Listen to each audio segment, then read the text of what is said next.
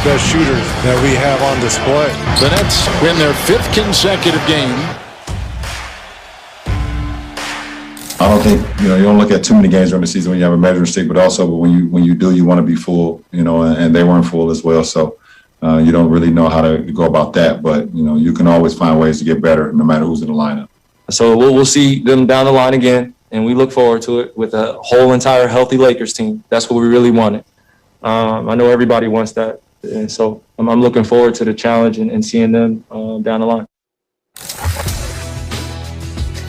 Brooklyn, stand up. You all see Kyrie, he even pulled the mask down because he had to make sure we all heard that message. Stephen A., Max, I'm Molly. Good morning, everybody. Welcome into Feel Good Friday here on First Take. Fellas, I'm into all of this. I mean, I know we didn't get to see both teams at full strength, but that was still something special, and we will at some point. You heard Kyrie, Brooklyn extending their win streak now to 5. Stephen A., what message did Mr. Irving send? Well, first of all, Kyrie Irving, I mean, he had moments. He didn't have a big game statistically, but he had moments where he put on the show. He just showed you just the kind of ability that we all know that he has. The kid is spectacular.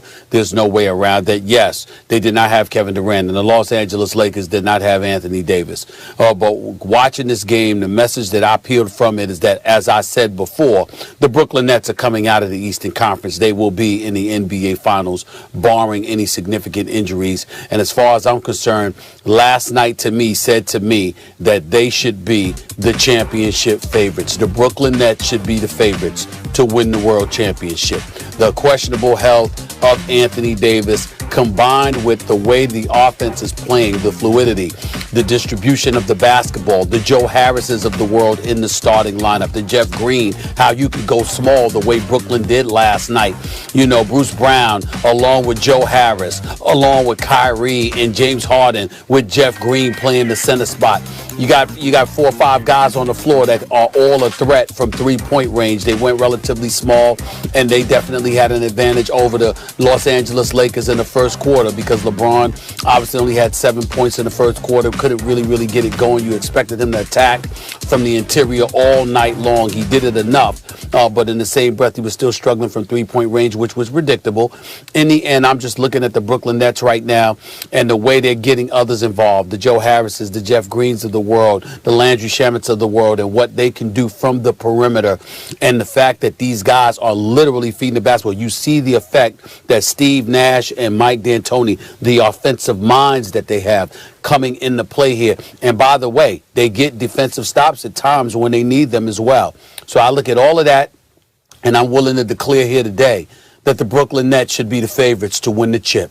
They should be the favorites to win it all. That's where I'm at right now. That's what I peeled from last night. The message that Kyrie and Harden sent to LeBron last night was real, recognize real. Game, recognize game. And when Kyrie, remember back, Stephen A., when Kyrie made the comments about KD and how for the first time at the end of a game, he sees another dude who, he wasn't lying. What he's showing is he wasn't lying. I think he ignored LeBron's judgment. I'd still rather have the ball in LeBron's hands with everything he can do with the ball, including score. But what Kyrie was talking about is a guy he trusts in that moment to hit a shot from anywhere, just like he can. Harden, too. James Harden has played with some great players. He was too young to know how to be great with other great players when he was first in OKC. That's why he and Westbrook couldn't share the floor. That's why he used him as a sixth man. And he wasn't very good there either when the pressure mounted. And later in Houston, when he got Chris Paul, let's not forget, by the time the playoffs rolled around, Chris Paul was probably off a step, probably missed it because of injuries. It made him look like he was declining. And Westbrook is not a shooter to begin with. This is the first time James Harden and Kyrie Irving are playing. Last night it was with one other guy, but when KD is healthy, it's 2 other guys who are just like them that way, who they trust to hit a big shot from anywhere on the court at any given time, especially when it matters. And you saw it, you brought up Kyrie Irving. The numbers don't tell the story from Kyrie's game yesterday. Yes, we showed some highlights. He hit some very tough shots late, but we know his skill level. He can do that. But it was Kyrie's willingness to move the ball, Not just the assist, but the hockey assist, the assist that led to the assist, the pass that led to the assist. The way they move the ball unselfishly, James Harden too, his court vision. I knew James Harden could pass, but oh my God, the court vision he's shown since he's come to the Nets. It's the same sort of thing. These guys see game, recognize game. That dude's just like me. Can get his own shot at any time as well as anyone who ever lived, and can hit it from anywhere as well as anyone who ever lived. You went through the Nets roster, Stephen A. What about TLC in the corner, right? Their guys are wide open because of these players' gravity and their unselfish play. And the message they sent to LeBron, of course, is we're coming, but it's because game, recognize game. They're playing unselfish basketball. Well, I just disagree with you. I think that's engagement and hyperbole, and it's unnecessary because the fact of the matter is that LeBron James, who doesn't know that James Harden has game? Who doesn't know that Kyrie Irving has game? LeBron knows it because Kyrie helped to win the championship. So to me, that's nothing new. What's new to me is the players that are making a contribution. The level of unselfishness, Kyrie Irving and James Harden definitely needs to be given a lot of credit. And then we need to engage in a little history here.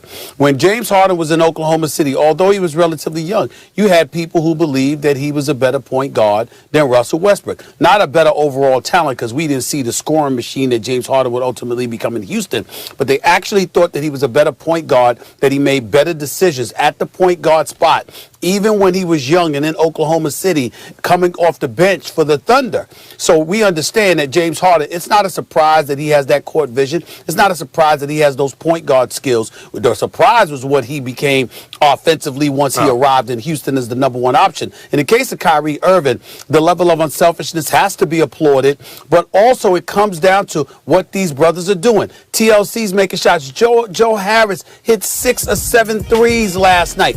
Landry Shamet, he hit 2 or 3 threes. They are threats from the perimeter. You can put the Brooklyn Nets can actually go 8 or 9 deep. It's not just about the big three. They can go 8 or 9 deep because you got guys that can shoot, and at all times they can put one, in most situations, 2 guys on the floor that you have to guard to free up those shooters. Brooklyn's the favorite right now. They're the favorites right now. I don't think they're the favorite yet. They have to show that they can play defense. Although they've also showed you're going to have to outscore them. The Lakers are going to have to score 120, 130 points a game. There are teams in the NBA right now better than them because they play defense, including the Lakers and the Jets.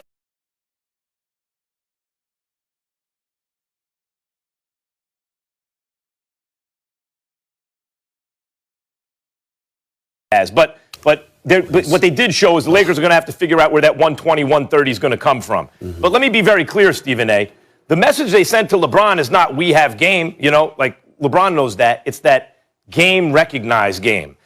This is not the same old Kyrie. This is not the same old Harden we've seen in the past. We know Harden could play point guard, but a lot of times it was same thing with Kyrie. Dribble, dribble, dribble, dribble, dribble. When they can't find their own shot, they get it to a teammate. But that's because they've never played with another dude like them. And now they're playing with 2 others. And the question's not Durant. We know Durant's impossible. We know that.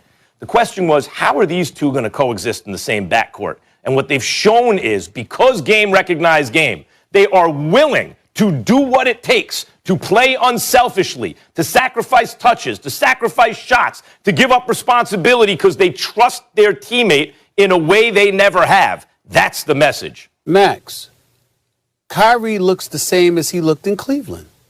LeBron was handling the ball. Kyrie was off the ball. Kyrie was a scoring machine.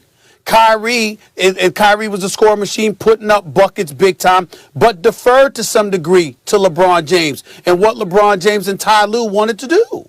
Now, James Harden's a little bit different, but Kyrie Irving is doing what he did in Cleveland.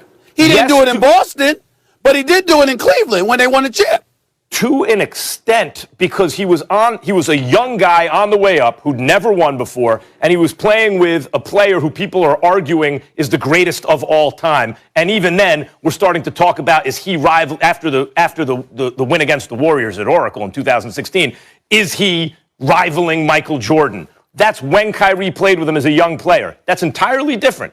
Then, forcing his way out of town, not really being able to get along with others on the court in Boston because he played with good players but not great ones, and now showing up at this point and sharing a backcourt with Harden. That's a You're different wrong. story. You're wrong. The only difference between Kyrie now and Kyrie then is that Kyrie did it begrudgingly in Cleveland. Now he's happy because he's with a teammate he wants to team with in Kevin Durant and James Harden. He didn't want to be there with LeBron. He wants to be here in Brooklyn with Kyrie, with KD and Harden. That's the only difference. But the game is similar.